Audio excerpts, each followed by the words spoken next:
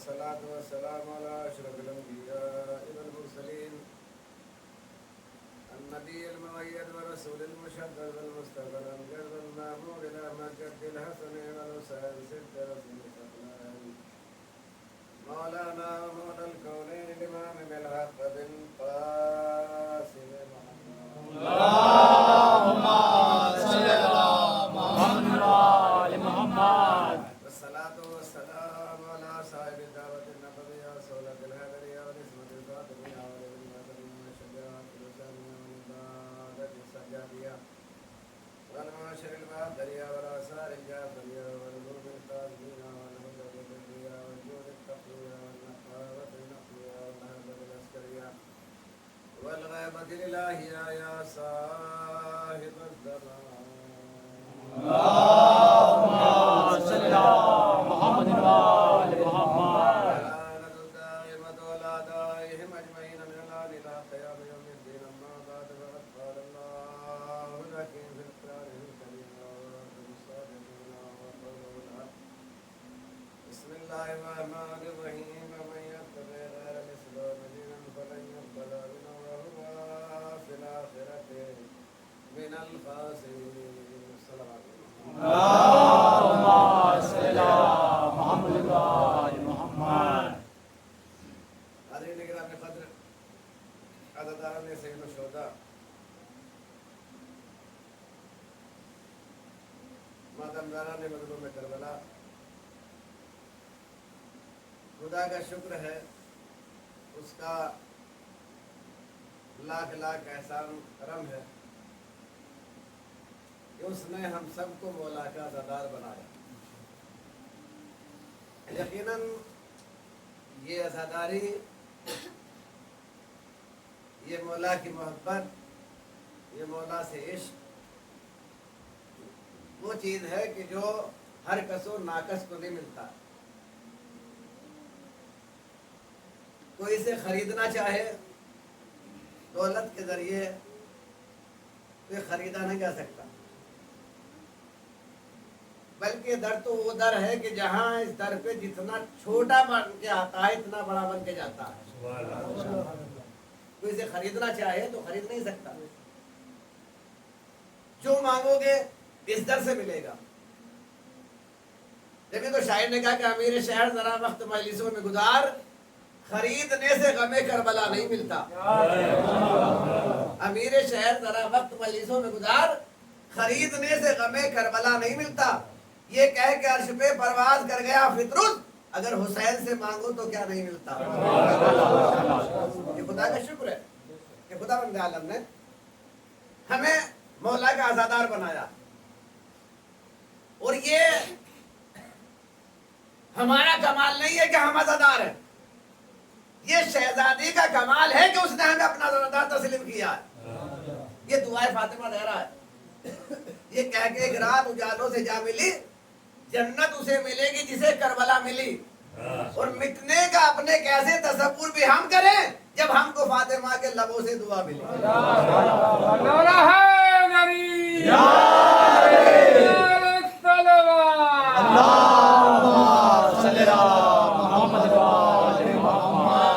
یہ دیکھا جیسے ہی فلک پر محرم کا چاند نمودار ہوا، اذان کی خوشبو آپ نے محسوس، توجہ کیجئے گا۔ دیکھیے آپ حضرات میری طرف متوجہ رہیں، میں بار بار یہ کہنے کا عادی نہیں ہوں آپ میری طرف مخاطب ہو جائے، آپ کہاں بیٹھے ہیں، زندہ ہیں، قبرستان میں، کہاں، میں زیادہ تر آپ حضرات کا وقت ضائع نہیں کرنا چاہتا، میں چاہتا ہوں کہ زیادہ سے زیادہ وقت میں آپ کو پیغام پہنچایا جائے، اس لیے کہ بار بار یہ کہوں گا آپ میری طرف متوجہ ہو جائیے، توجہ کیجیے، تو اس میں وقت میں آپ کا ضائع نہیں کرنا چاہتا، اس لیے کہ میں سمجھتا ہوں کہ آپ کتنے حضرات ہیں، دیکھنے میں تو بظاہر ہمیں آدھا گھنٹہ یا 45 منٹ 40 منٹ جو بھی پڑھ رہا ہوں وہ ہمارے 40 منٹ ہے، مگر جتنا افراد ہے، اگر 40 آدمی ہیں تو 40 منٹ ہر ایک کی لگا لیجیے، تو میں سب کا وقت برباد نہیں کرنا۔ آپ میری طرف مخاطب رہیے، انشاءاللہ آپ حضرات کے سامنے معروضات پیش ہوتے رہیں گے۔ تو بہرحال یہ عزا کا چاند جیسے ہی دیکھا، عزا کی خوشبو آپ نے محسوس کی، فرش عزا بچھا دیا، اور یہ ہمارا مقدر ہے کہ ہم جب بھی کوئی چاند دیکھتے ہیں تو ہمیں اس سے کچھ نہ کچھ خوشبو محسوس ہوتی ہے۔ ماہ رجب کا چاند دیکھا، مولا کی ولایت کی خوشبو محسوس کی۔ ماہ شعبان کا چاند دیکھا، ماہ رجب میں پہلے محمد کی خوشبو محسوس کی تھی، माह शाबान में आखिरी मोहम्मद की खुशबू महसूस की। एक सलावत पढ़े सब मिलके मोहम्मद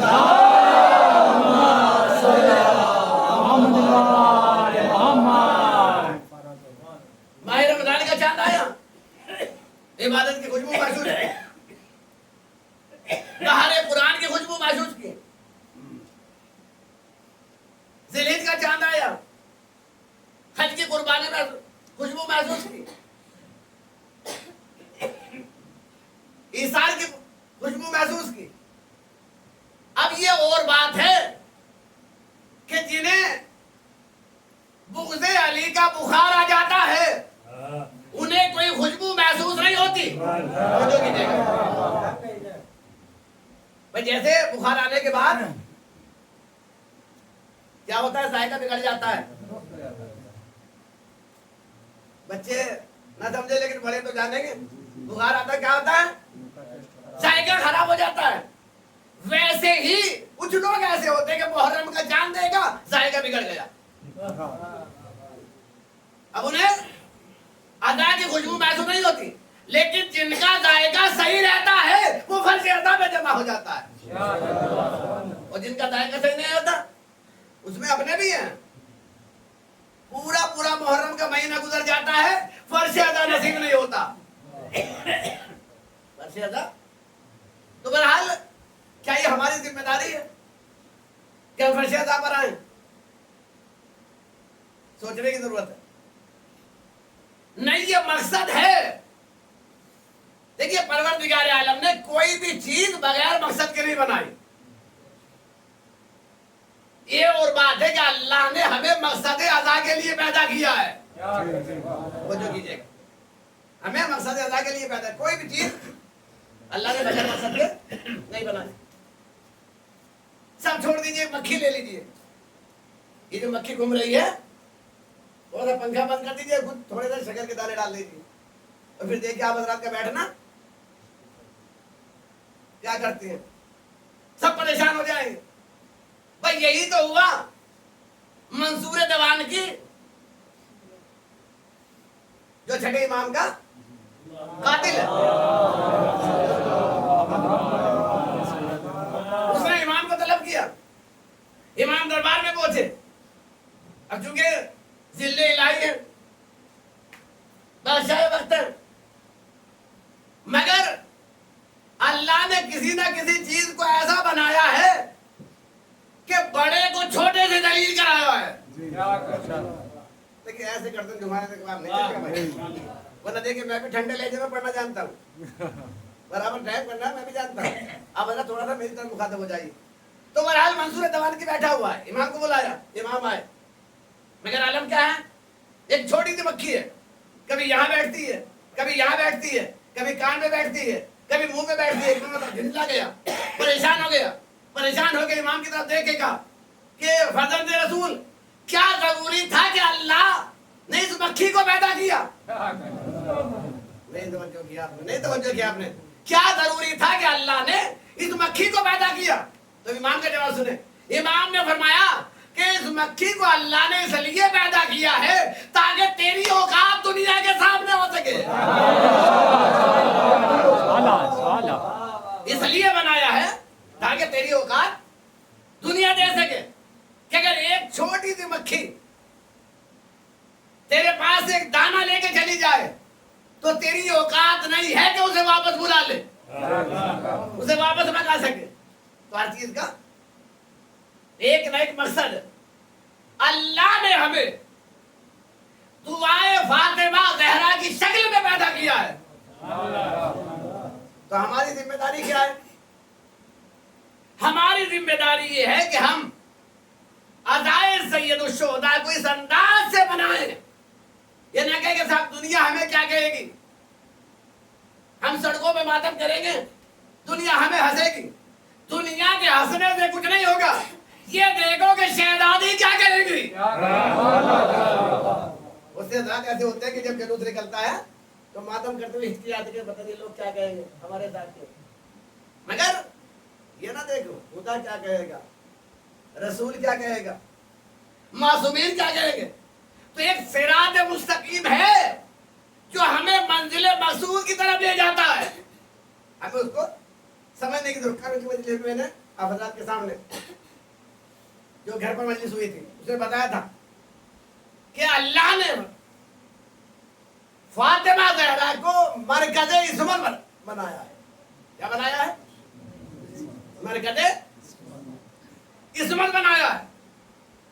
خود بھی معصوم ہے, باپ بھی معصوم ہے, شوہر بھی معصوم ہے, بیٹے بھی معصوم ہے. قسم خدا کی فاطمہ زہرا کی ذات اللہ نے ہمیں وہ عطا کی ہے کہ جس کی کائنات میں نظیر نہیں ہے. کائنات میں نظیر نہیں ہے. آپ دیکھیں کسی کے میں اتنی طاقت نہیں ہے, کسی میں اتنی قوت نہیں ہے جو فاطمہ زہرا کے فضائل بیان کر سکے. فاطمہ زہرا کے فضائل بیان کرنا چاہیں تو نہیں بیان کر سکتا. بھائی حروف تعجی کتنے ہیں؟ الف سے یہ تک آپ کسی بھی حرف سے پوچھ لیجئے کہ فاطمہ کسے کہتے ہیں تو حروف تعجی کا ایک ایک لفظ پڑھ کر عظمت فاطمہ زہرا بیان کرتا ہوا نظر آئے گا. الف نے کہا ام ابیہ فاطمہ, بے نے کہا بنت الہدیٰ فاطمہ, تے نے کہا تطہیر کی رونق ہے فاطمہ, سے نے کہا ثابت قدم ہے فاطمہ, جیم نے کہا جگر گوشے مصطفیٰ ہے فاطمہ, ہے نے کہا ہورا انسیہ ہے فاطمہ, خے نے کہا خیر النساء ہے فاطمہ, دال نے کہا دختر رسول ہے فاطمہ, زال نے کہا ذریت رسول ہے فاطمہ, رے نے کہا رہبر ہے فاطمہ, سے نے کہا زوجہ مرتضی ہے فاطمہ, سین نے کہا سردار جنت کی ماں ہے فاطمہ, شین نے کہا شافع معشر ہے فاطمہ, سواد نے کہا صبر کا پیکر ہے فاطمہ, سواد نے کہا ضابطہ حیات ہے فاطمہ, عین نے کہا عالمہ غیر معلمہ ہے فاطمہ, غین نے کہا غیورہ ہے فاطمہ, فے نے کہا فدق کی مالکہ ہے فاطمہ, قاب نے کہا قیامت کا سہارا, قاب نے کہا قیامت کا سہارا ہے فاطمہ, قاب نے کہا کوثر کی ملکہ ہے فاطمہ, فے نے کہا فدق کی مالکہ ہے فاطمہ, لام نے کہا لاریب ہے فاطمہ, میم نے کہا مرکز عصمت و طہارت ہے فاطمہ, ہے نے کہا ہادی ہے فاطمہ, اور یہ نے کہا یکتا ہے فاطمہ. صلوات اور محمد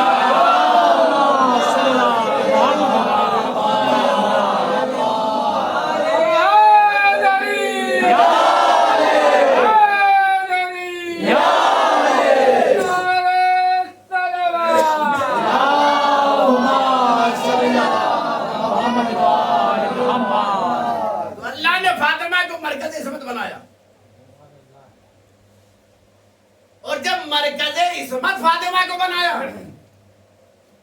تو اللہ نے ذمہ داری بھی ایسی سونپی. دیکھیے اس مجمع میں بہت سے افراد ایسے ہوں گے جن کو اللہ نے بیٹیاں دی ہیں. مجھے بھی اللہ نے بیٹیاں دی ہیں. بیٹی والے کو ایک احساس ہوتا ہے. میں صاحب حص کی بات کر رہا ہوں, کسی کوئی حص نہ ہو اس کی بات نہیں کر رہا ہوں. بیٹی والے کو ایک احساس ہوتا ہے. جیسے جیسے بیٹی بڑی ہوتی رہتی ہے, جوان ہوتی رہتی ہے, احساس ہوتا ہے کہ جب رشتہ آئے تو ہمارے معیار کے مطابق ہو. ایسا نہ ہو کہ نچلے گھرانے میں رشتہ ہو جائے تو ہمیں برادری کے سامنے شرمندگی کا منہ دیکھنا پڑے. حالانکہ آج کل یہ دیکھا نہیں جا رہا, آج کل تو مال دیکھا جا رہا ہے. اگر مال ہے تو چاہے کتنے بھی عیب ہوں زندہ الہی ہے, سبحان اللہ.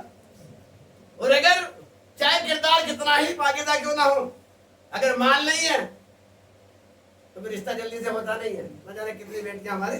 بہرحال یہ قوم کا درد ہے جو انشاءاللہ پھر کبھی بیان ہوگا. تو بہرحال اللہ نے ذمہ داریاں بھی ایسی سونپی.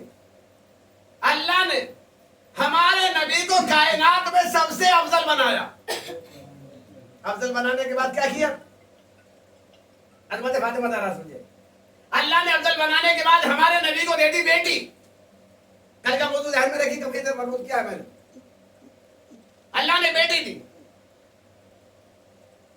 اب جس گھرانے سے بھی رشتہ آئے گا، چاہے آدم کے گھرانے سے آئے، چاہے نوح کے گھرانے سے آئے، چاہے ابراہیم کے گھرانے سے آئے، چاہے موسیٰ کے گھرانے سے آئے، چاہے عیسیٰ کے گھرانے سے آئے، جس گھرانے سے بھی آئے گا، نہیں لفظوں کو بدل کے یوں کہوں کہ اس کائنات میں اب اگر کسی کا گھر بنے گا، اونچا تو بڑی بات، برابر کا بھی نہیں بنے گا۔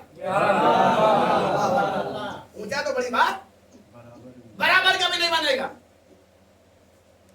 تو اللہ نے سب سے افضل ہمارے نبی کو بنایا، بیٹی بیٹی۔ اب جس گھرانے سے بھی رشتہ آئے گا، اونچا تو بڑی بات، برابر کا بھی نہیں ہوگا۔ اب سمجھ میں آیا کہ جو لامکان تھا اس نے مکان کیوں بنوایا؟ نہیں پہنچا۔ جو لامکان تھا اس نے مکان کیوں بنوایا؟ اور جب مکان بن کے تیار ہو گیا تو نام رکھا گیا کعبہ۔ نام رکھا گیا کعبہ۔ کعبے میں علی کو پیدا کیا۔ کعبے کے معنی جب ہم نے لغت میں دیکھے کہ کعبے کے معنی بلند، کعبے میں پیدا ہونے والا کون؟ علی۔ علی کے معنی جب ہم نے لغت میں دیکھے کہ علی کے معنی بھی بلند، کعبہ بھی بلند، کعبے میں پیدا ہونے والا علی بھی بلند۔ اس کے بعد علی کا جائے مدفن کا نجف ہے صرف۔ نجف کے معنی جب ہم نے لغت میں دیکھے تو نجف کے معنی بھی بلند۔ پتا چلا علی اس آفتاب کا نام ہے کہ جو بلندیوں میں چمکا، بلندیوں میں ابھرا اور بلندیوں میں غروب ہو گیا۔ صلوات پر محمد۔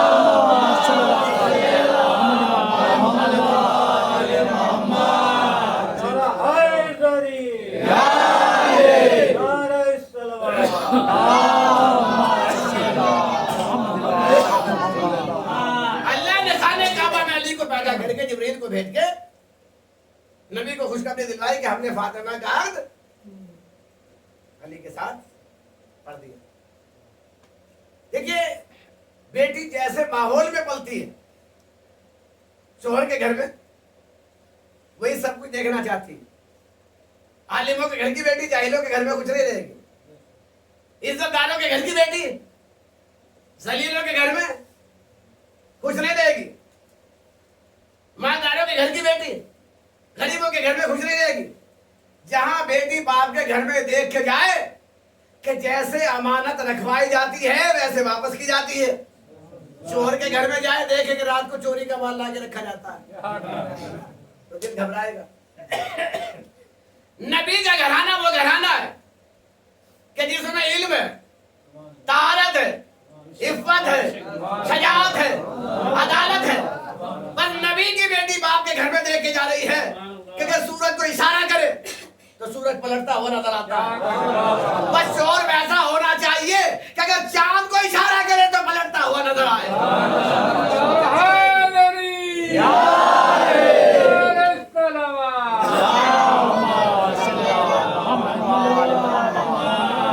جب یہ نبی کی بیٹی جوان ہوئی تو پیغام آنے لگے، دولت والوں کے پیغام، عزت داروں کے پیغام، ارے ذلیلوں کے پیغام، ذلیلوں کے پیغام۔ پیغام دینے والے بیٹی ایک، پیغام دینے والے کئی، مگر حضور چونکہ رحمت ہے، ہر ایک سے مرمت کہ بھائی مجھے اختیار نہیں، مجھے اختیار نہیں۔ میں کہوں گا یا نبی اللہ، آپ تو وہ ہیں کہ جو کائنات میں آپ کو اختیار ہے۔ سورج پہ آپ کو اختیار، چاند پہ آپ کو اختیار، سنگریزوں پہ آپ کو اختیار۔ ارے کسی کے معاملے میں کوئی بولے نہ بولے، مگر بیٹی کے معاملے میں ہر باپ ضرور بولتا ہے۔ یا کیا کہہ رہے ہیں کہ مجھے اختیار نہیں، تو عجب نہیں رسالت کی آواز آئے، نادان میری بیٹی کا مرتبہ سمجھ، میری بیٹی ہے معصومہ۔ اور یاد رکھ، میں معصومہ نہیں بناتا، میں بناتا ہوں مسلمان۔ لہذا جس نے معصومہ بنایا ہے اس کا انتظام وہی کرے گا۔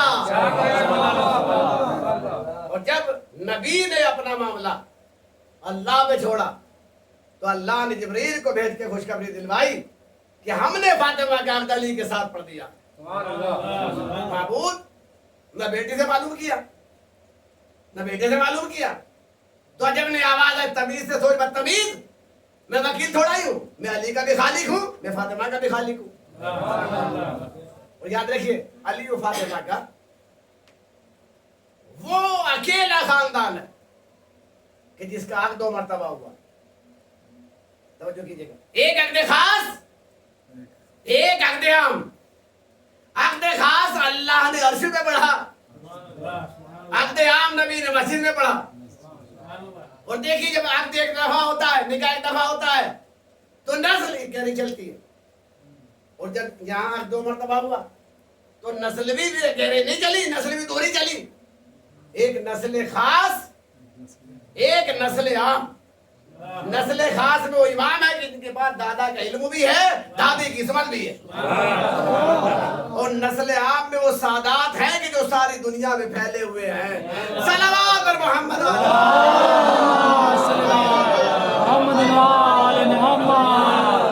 एक सलावत सादात की सलामती के लिए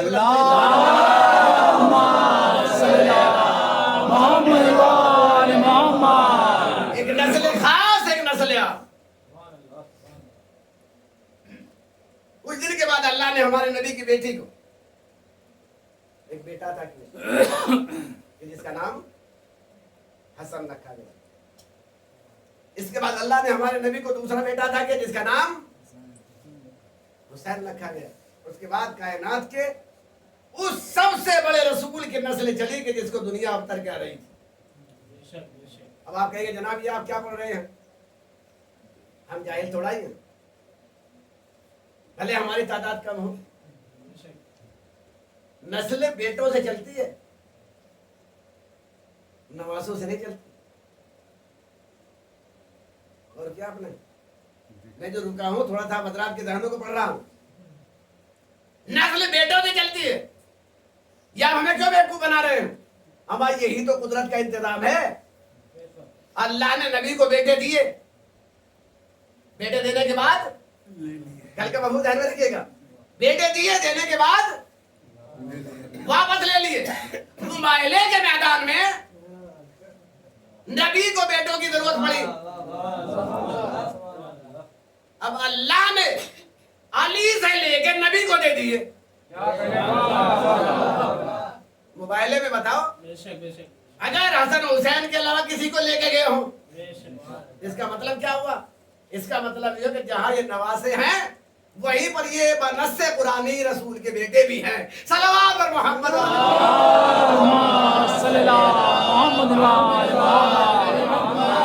तब देखना ये कि रसूल के बेटों की हैसियत से इनका कौन एहतराम करता है। हालांकि रसूल इस्लाम ने मुख्तलिफ मकामात पर वो सारी हदीसें हैं कि जिनमें आपने दोनों की अजमत को वाज़ेह किया कि मेरे बेटे चाहे सुलह करें या जंग करें, इनका खून मेरा खून, इनका गोश्त मेरा गोश्त, ये तमाम हदीसें हज़रात बराबर सुनते रहते हैं। मगर तारीख पे नजर जाती है तो तारीख में दोनों के साथ वो बर्ताव किया कि जो बर्ताव नहीं करना चाहिए था। एक को जहर से शहीद किया, एक के सामने दुनिया की हुकूमत ताकत का मुजाहिरा करने के लिए आई, और एक के सामने बैत का मुतालबा किया गया, उसको शहीद किया गया। तारीख आप हज़रात के सामने। मगर जब इमाम हुसैन से बैत का मुतालबा किया तो इमाम हुसैन ने भी वो जुमला क़यामत तक के लिए तारीख में रकम करवा दिया कि जिसके बाद किसी में इतनी कोई ताकत और कुव्वत नहीं है कि जुमले को बदल सके। कब मुझ जैसा तुझ जैसे की बात नहीं कर सके। कभी आपने जुमले पर गौर किया? ये दुआ अरफा का जुमला है कि मुझ जैसा तुझ जैसे की बात नहीं कर सकता।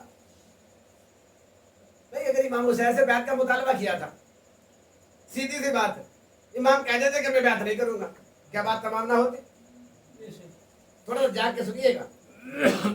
اگر امام حسین یہ کہہ دیتے کہ میں تیری بیعت نہیں کروں گا تو کیا بات تمام نہ ہوتی.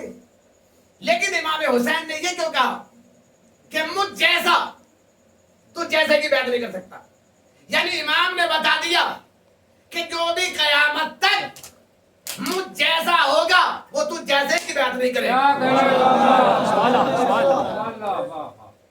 اگر مجھ جیسا خامنائی ہوگا تو شاہ رضا پہلوی کی بیعت نہیں کرے گا. اگر مجھ جیسا خامنائی ہوگا تو امریکہ اسرائیل کی بیعت نہیں کرے گا. جو بھی میرے قبیلے سے ہوگا. حسین نے قیامت تک کے لیے فیصلہ کر دیا کہ مجھ جیسا تجھ جیسے کی بیعت نہیں کر سکتا. آپ دیکھیں امام حسین علیہ السلام پنجدن کی آخری کڑی. پہلی کڑی کا نام رسول خدا صلی اللہ علیہ وسلم. دوسری کڑی کا نام امام علی مرتضی علیہ السلام.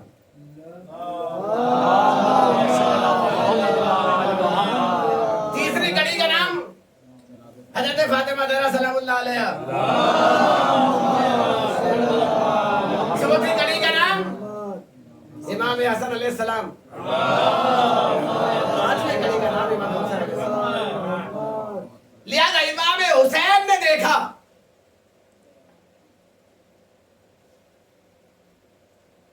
کہ میرے نانا کو بھی شہید کر دیا. یہ نہ سوچے کہ رسول کی وفات ہوئی, رسول کو بھی زہر دیا گیا. اب یہ اور بات ہے کہ رسول کا قاتل منظر عام پہ نہیں آ سکا. شہر کی دیواریں اتنی بلند ہوئی کہ قاتل کو چھپا لیا گیا. مگر آج دنیا کہتی ہے کہ صاحب حسین سے مدینہ چھڑوایا گیا. نہیں, حسین سے مدینہ نہیں چھڑوایا. کس میں طاقت تھی عباس کے ہوتے ہوئے جو حسین سے مدینہ چھڑوا دے؟ اما مدینہ بنائی حسین کی وجہ سے تھا. جس میں حسنین مسکرائے ہیں تو مدینہ بنا ہے. مگر رسول کے نواسے کی حیثیت سے حسین ابن علی جان رہے تھے, سمجھ رہے تھے. حسین سے زیادہ حالات کو کون جان سکتا تھا؟ حسین جانتے تھے کہ نور اول میرا نانا ہے, یاسین میرا نانا ہے, مزمل میرا نانا ہے. ارے حسین سے بڑھ کر اپنے نانا کو کون جان سکتا تھا؟ دنیا اپنے برے ناناؤں کو یاد کرتی ہے, حسین اپنے اچھے نانا کو کیسے بھول سکتے تھے؟ حسین نے دیکھا کہ میرے نانا کو شہید کر دیا. قاتل کا نام نظر یہاں پر نہیں آیا. میرے بابا کو شہید کیا, قاتل کا نام منظر عام پر نہیں آیا. ابن ملجم تو ایک چہرہ ہے, پیچھے کردار اٹھا کے دیکھیں. فاطمہ زہرا کا دروازہ گرا, پہلو شہید, محسن شہید ہو گیا, پہلو پر جلتا ہوا دروازہ. شہزادی کی شہادت ہوئی. قاتل کے نام کتنوں کو یاد ہے؟ شہر کی دیواریں بلند ہوئی, قاتل کو چھپا لیا گیا. امام حسن کو زہر دیا گیا.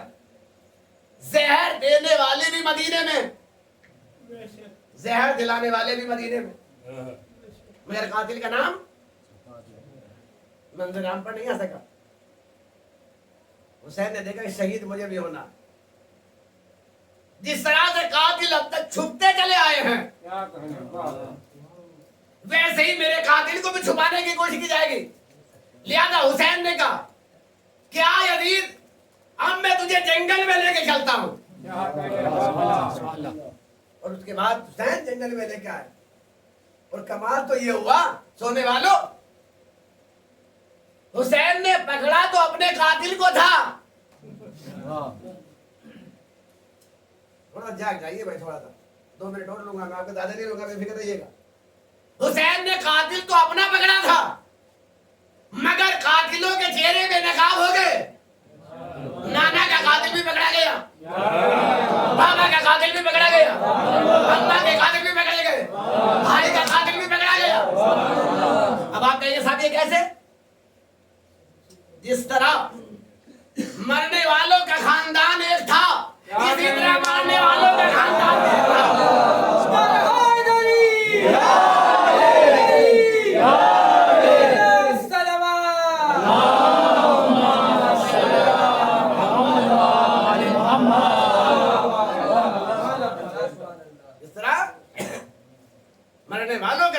एक था, इसी तरह मारने वालों का खानदान भी था।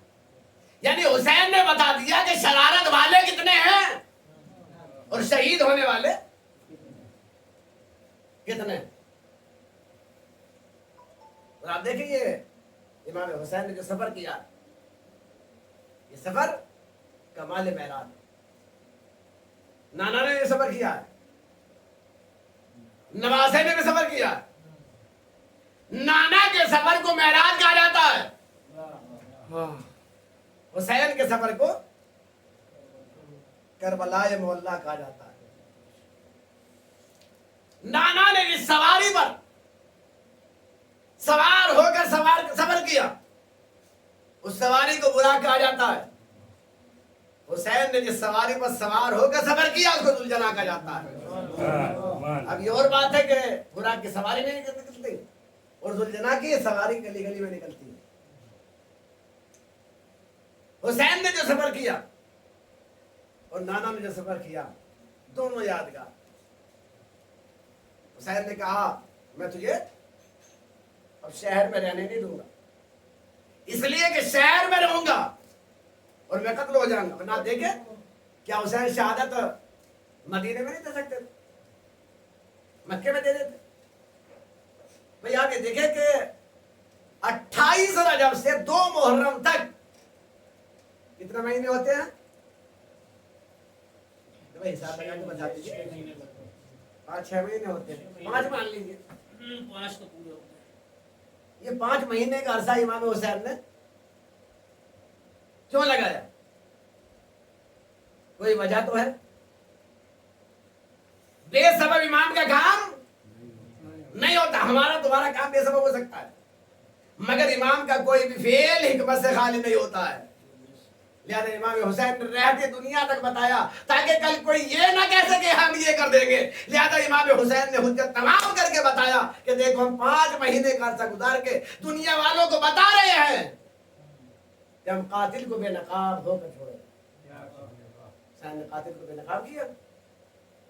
2 मुहर्रम को करबला में, आज 2 मुहर्रम। और इत्तेफाक की बात है कि नौचंदी भी, ये नौचंदी क्यों मनाते हैं? अब हजरत कहाँ नौचंदी होती है, उसकी वजह क्या जानते हो? वजह क्या है? जो कोई तो बताइएगा। अब हजरत को नौचंदी वाले हैं, थोड़ी देर के लिए से दर्द मान लीजिए। देखो मजलिस में आकर कुछ ना कुछ सीखने की कोशिश किया करें। कोई भी काम कर रहे हो तो उसका फेल हमें जानना, उसके अतराफ और जवानिब पे जानना जरूरी। क्यों मनाते हो नौचंदी? किसने कहा है नौचंदी मना? कोई तो सबब होगा। कभी आपने इसमें गौर किया? और नौचंदी मनाने वाले इतने बड़े बड़े आशिक हैं कि दोस्ती जगह लड़ाई झगड़े भी हो तो लाखों रुपए खर्च हो गए मगर नौचंदी को नहीं छोड़ा। छोड़ना भी नहीं चाहिए, इसलिए कि आजादारी ऐसी चीज है कि आजादार कहीं का भी हो, कहीं का भी रहने वाला हो। जिस तरह मछली बगैर पानी के नहीं रह सकती, वैसे ही आजादार बगैर आजादारी के नहीं रह सकती। तो शादी के हम नौचंदी क्यों मनाते हैं? अब क्या निकलता है ना, नौचंदी होती है, क्यों मनाते हैं? आज ये सवाल इसीलिए ताकि आप गौर करें कि हमारे नौचंदी मनाने का मकसद क्या है। कभी आपने इस पर गौर किया? गौर कीजिएगा। बड़ा आबाद के लिए लम्हे फिक्रिया। बड़ा 2 मुहर्रम थी कि जब इमाम मजलूम में करबला का काफिला करबला में, आज की तारीख बताती है कि जब इमाम का काफिला करबला में आया तो इमाम का घोड़ा खुद ब खुद रुक गया। इमाम ने 7 या 9 रहवार बदले, मगर जब किसी रहवार ने साथ नहीं दिया तो इमाम ने फरमाया कि बताओ इस सरजमीन का नाम क्या है? किसी ने कहा मौला इसे कादरिया कहते हैं, किसी ने कहा मौला इसे नैनवा कहते हैं, किसी ने कहा मौला इसे कादरिया कहते हैं। मौला ने फरमाया क्या इन नामों के अलावा कोई और नाम है? जब जमाल बोल उठा, उसने कहा मौला इसे करबला भी कहते हैं। करबला का नाम सुनना था कि एक मर्तबा इमाम घोड़े से उतरे, ایک مشکات اٹھائی اور سونگ کر فرمایا میرے ساتھیوں ٹھہر جاؤ، ہماری منزل قریب آ گئی، ہماری منزل ختم ہو گئی، یہی وہ جگہ ہے کہ جہاں ہمیں شہید کیا جائے گا، یہی وہ جگہ ہے جہاں اکبر کے سینے میں برچی کا پھل لگے گا، یہی وہ جگہ ہے جہاں قاسم کا لاشا پامال کیا جائے گا، یہی وہ جگہ ہے کہ جہاں راکب دوش رسول 3 دن کا بھوکا پیاسا شہید کیا جائے گا۔ جزاکم ربکم خیر الجزا۔ فرات کے کنارے امام مظلوم کے خیام نصب ہونے لگے، ابھی خیام نصب ہی ہوئے تھے کہ لشکر یزید نے آ کر اعتراض کیا کہ یہاں سپاہیوں کے خیام نصب ہوں گے، آپ اپنے خیام فرات سے دور ریتی پر نصب کیجیے۔ اس پر بات آگے بڑھی، عباس جری کو جلال آ گیا، بولے دیکھے کون ہے، کس میں طاقت ہے کہ جو ہمارے خیام یہاں سے ہٹا دے۔ عزادارو قریب تھا کہ فرات کے کنارے خون کی ایک ندی بہ جائے۔ ثانیہ زہرا کو پتہ چلا، فرمایا بھیا عباس تم کو میرے حق کی قسم تلوار نہ اٹھانا، جو یہ کہتے ہیں مان لو۔ علی کا شیر مجبوراً خاموش ہو گیا۔ فرات سے دور ریتی پر جا کر خیام نصب ہوئے، ایک ایک بی بی داخل خیمہ ہوئی، سب سے آخر میں ثانیہ زہرا نے خیمے کے اندر قدم رکھا۔ تاریخ کہتی ہے کہ جیسے بی بی نے خیمے کے اندر قدم رکھا، ایک غبار اڑ کر بی بی کے سر پہ پڑا اور خیمے کے پیچھے سے کسی بی بی کے رونے کی آواز آئی۔ ایک مرتبہ زینب گھبرا گئی، کہا میرے بھائی کو بلاؤ۔ عزادارو امام تشریف لائے، بہن زینب گھبرا کیوں گئی؟ کہا بھیا جیسے میں نے خیمے کے اندر قدم رکھا، ایک غبار اڑ کر میرے سر پہ پڑا، میں کہوں گا بی بی گھبرانے کی ضرورت نہیں ہے۔ ارے غبار کربلا نے اڑ کر آپ کو تسلی دی ہوگی کہ جب آپ کے سر پر چادر نہیں ہوگی تو ایک غبار اڑ کر آپ کے سر پہ سایہ کرے۔ کہا بھیا جیسے میں نے خیمے کے اندر قدم رکھا، کسی بی بی کے رونے کی آواز آئی۔ کہا بہن زینب تم نے نہیں پہچانا، وہ خاتون کوئی اور نہیں ہے، ہماری تمہاری ماں فاطمہ زہرا کی آواز ہے، وہ ہم سے پہلے کربلا میں احد ہوئی ہے۔ جزاکم ربکم خیر الجزا۔ خدا آپ کو کسی غم میں اڑائے۔ عزادارو کے بعد امام نے باہر آ کر معلوم کیا کہ زمین کا مالک کون ہے۔ کسی نے کہا زمین کے مالک بنی اسد ہے۔ آپ نے چند اراکین بنی اسد کو طلب فرما کے کہا کہ ہماری خواہش ہی ہے کہ آپ یہ زمین ہمارے ہاتھوں فروخت کر دو۔ انہوں نے کہا مولا ہم بھی آپ کے ہیں، یہ زمین بھی آپ کی ہے، مگر مولا ہماری خواہش یہ ہے کہ آپ یہاں قیام کا ارادہ نہ فرمائیں، اس لیے کہ کوئی نبی و ولی ایسا نہیں ہے جو یہاں پر آنے کے بعد مذاہب و اعلام سے دوچار نہ ہوا ہو۔ امام نے فرمایا یہ بھی ایک مسلحت خداوندی ہے، جب سے زمین پیدا ہوئی ہمارے لیے اور ہم اس زمین کے لیے۔ اس کے بعد امام نے زمین خریدی، 60,000 درہم میں زمین خریدی۔ خریدنے کے بعد فرمایا کہ میں تمہیں 3 شرطوں کے ساتھ زمین واپس کر رہا ہوں۔ پہلی شرط یہ ہے کہ ہماری شہادت کے بعد ہماری لاشوں کو دفن کر دینا۔ دوسری وصیت یہ ہے کہ ہمارے نشان قبر کو مٹنے نہ دینا۔ اور عزادارو تیسری وصیت میں جتنا آپ کی ریا کرے وہ کم ہے۔ تیسری وصیت یہ ہے کہ جب کوئی ہمارا مہمان آئے تو اسے 3 دن مہمان رہنا۔ جزاکم ربکم خیر الجزا۔ اس کے بعد امام نے فرمایا کہ تم جاؤ اپنی عورتوں کو بھیجو۔ بنی اسد کی عورتیں امام کی خدمت میں آئی۔ امام نے کہا اے بنی اسد کی عورتوں، دیکھو اگر تمہارے مرد خوف حاکم سے ہماری لاشوں کو دفن نہ کریں تو تم انہیں شرم و غیرت دلا کر ہمارے لاشوں کی تدفین پر حوالہ کر دینا، اور اس کے بعد تم جاؤ اور اپنے بچوں کو بھیجو۔ بنی اسد کے بچے ننھے بچے امام کی خدمت میں آئے۔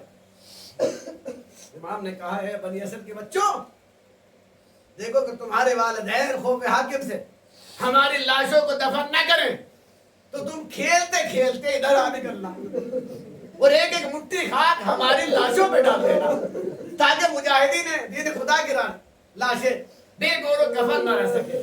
عزادارو امام کو کتنی تمنا تھی، امام کو کتنی حسرت تھی، امام کو کتنی آرزو تھی کہ ہماری لاشیں بے گور و کفن نہ رہے، مگر عزادارو کیا امام کی تمنا پوری ہوئی؟ بس اشارہ کر کے ختم ہوا کہ جب 11 محرم کو اسیروں کا لوٹا ہوا قافلہ مقتل کی جانب سے لے جایا گیا تو تمام بیویاں حسرت و یاس سے اپنے وارثوں کے لاشیں کو دیکھ رہی تھی۔ मगर सानिया ज़हरा अली की बेटी सैयद सज्जाद के चेहरे को देख रही थी। एक मर्तबा सैयद सज्जाद के चेहरे का रंग मुतगय्यर हुआ। फरमाया बेटा तुम्हारी क्या हालत है, कहीं ऐसा ना हो कि तुम्हारी रूह जिस्म से बर्बाद कर जाए। कहा अम्मा आपने मुलाहिजा नहीं किया, अरे जालिमों ने हमने कुश्ताए नदीद को दफन कर दिया मगर मेरे बाबा खलासा बेगौर कफन पड़ा है। अज़ादारो बस आखिरी जुमला, जिसका वारिस होता है उसका लाशा बेगौर कफन नहीं रहता, जिसका वारिस होता है उसका लाशा बेगौर कफन नहीं रहता। मगर हाय सैयद सज्जाद, हाथों में हथकड़ी, पैरों में बेड़ी, गले में तो के खादार, कूफा और शाम की तैयारी, बाप का जनाजा सरजमीन है करबला पर बेगौर कफन पड़ा।